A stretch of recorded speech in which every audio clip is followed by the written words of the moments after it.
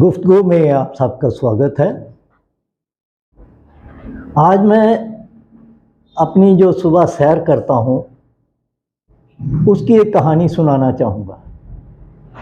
सुबह मैं सैर के लिए जब निकलता हूँ तो शहर के कई लोग मिलते हैं। वो कई तरह की बातें भी सुनाते हैं, अपनी भी सुनाते हैं, कई दफ़ा वो पॉलिटिकल भी सुना देते हैं। तो उस रूटीन में आज सुबह जब मैं अपने घर से ब्रह्मस रोड की तरफ 5:30 पौने 6 बजे के करीब निकला तो थोड़ी दूरी पे दो सज्जन मुझे मिल गए। उन्होंने नमस्कार किया, उसके बाद वो मेरे साथ चलना शुरू हो गए। कुछ थोड़ी बहुत ही इधर उधर की बातें की। उसके बाद वो मुझे कहने लगे, बाबू जी हमें ये बताओ कि ये जो अपोजिशन वाले हैं, कांग्रेस वाले हैं या दूसरे आप वाले हैं या और दूसरे हैं, ये हर रोज़ अलापते हैं कि जी सरकार ने कोई जॉब नहीं दिए, कोई काम नहीं है, अनएम्प्लॉयमेंट है, तो ये तो गलत है। मैंने कहा अच्छा वो कैसे? कि जी लो कमाल हो गई। आप देखो ना, 2 साल पहले हरियाणा गवर्नमेंट ने आईडी, जो प्रॉपर्टी आईडी का काम शुरू किया था, तो अब देखो उस काम के लिए सरकार ने किसी अपने आदमी को, कोई लीडर तो कहता है कि 100 करोड़ का ठेका दे दिया था, कोई कहता है नहीं 100 का नहीं, वो पूरा नहीं हुआ इसलिए वो 80 करोड़ ले के चले गया, कोई कहता है नहीं 80 से कम ले गया। पर चलो कुछ भी हुआ तो 80 करोड़ 100 करोड़ ले गया। उसने 2-2 हज़ार रुपये के बंदे रखे जो मोबाइल लेके घर घर में, दुकान दुकान में जाना शुरू हो गए। अब वो 2000 वाले बंदों की कितनी अकल थी, कितनी थी, वो जहाँ जाते थे लोग समझते थे पता नहीं क्या आ गया है, कौन सी इंक्वायरी करने आ गया है। वो 2000 4000 वो भी देने लग गए, उनकी भी कमाई हो गई। कितने ही थे वो, एक एक शहर में तकरीबन 200-200 लड़का आया था। तो कितने शहर हैं हरियाणा में, देखो उनको भी एम्प्लॉयमेंट मिल गई। उसके बाद अब देख लो कि 1.5 साल हो गया है, हर बंदा जो है वो अपने कागज़ उठा उठा के म्यूनसिपल कमेटी के दफ्तर में जा रहा है और वहाँ रोज़गार खुल गया क्लर्कों का, उनकी मौज बन गई। उसके बाद दलालों की मौज बन गई। तो फिर देखो जी हमारे शहर में भी हमारे एमएलए साहब को जब शिकायतें गई तो उन्होंने कह दिया कि मैं म्यूनसिपल कमेटी में दलालों का जाना ही बंद कर दूंगा, करवा दूंगा। और बंद हो भी गया, उन्होंने बंद करवा भी दिया। लेकिन क्या हुआ, उन दलालों ने कमेटी के बाहर नीचे अपनी दुकानें खोल ली, तो वहाँ से धंधा शुरू कर दिया उन्होंने कमाई कर ली। और सबसे बड़ी कमाई तो बहू जी अब हो गई सरकार को, कि सरकार ने देखा कि दलाल तो उनके काबू आते नहीं है, तो उन्होंने अपनी ही दलाली शुरू कर दी। मैं क्या उन्होंने कैसे दलाली शुरू कर दी भाई? कहते लो आपको नहीं पता कि सरकार का एक आदेश ये भी आ गया है कि किसी ने अपनी आईडी जो है अगर जल्दी है उसको और उसने उसको ठीक करवाना है तो उसके लिए 5000 रुपया दे दो, तो 2 दिन में आपकी आईडी ठीक हो जाएगी।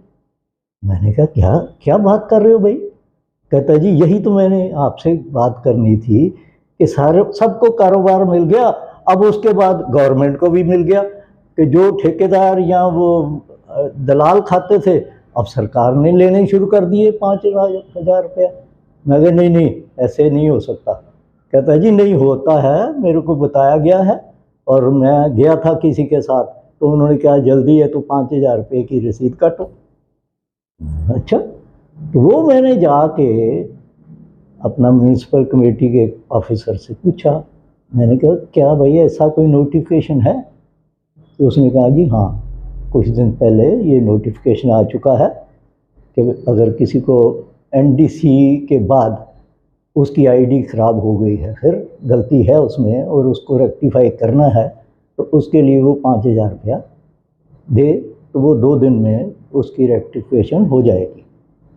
साथ में उसमें ये भी बताया कि इसमें एक गारंटी भी है कि अगर 2 दिन के अंदर वो चीज़ को हल नहीं किया जाएगा तो 5,000 रुपया वापस आ जाएगा, दे दिया जाएगा। साथ में बल्कि 1,000 रुपये की कंपनसेशन भी सरकार देगी। तो सच्ची बात ये है कि उस समय से मेरे दिमाग में ऐसी चीज़ें घूम रही हैं कि कमाल है, सरकार ये कर क्या रही है कि एक आम आदमी वो मजाक के तौर पे ये कह रहा है कि देखो जी, प्रॉपर्टी आईडी के सिलसिले में लाखों लोगों को जो है वो मिल गया, एम्प्लॉयमेंट मिल गया, सबको खाने का पैसों का एक माध्यम मिल गया। और अब सरकार ये कह रही है कि जो कमी सरकार के पार्ट पे है कि प्रॉपर्टी जो है वो रजिस्टर हो चुकी है, उसकी एनडीसी मिल चुकी है। एनडीसी का मतलब है नो ड्यू सर्टिफिकेट। और फिर उसके बाद अगर उनके कंप्यूटर पे उस आईडी की कोई गलती है, उसको सुधारने के लिए आप 5,000 रुपया दें। अरे बड़ी कमाल की बात है।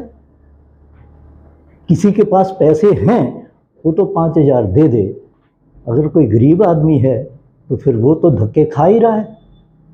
मैं खुद इस चीज़ को मैं खुद विटनेस हूँ इस चीज़ के लिए, क्योंकि जो मेरी भी कुछ प्रॉपर्टी 1-2 थी, उनकी किन हालात में मैंने उसको रेक्टिफाई करवाया है।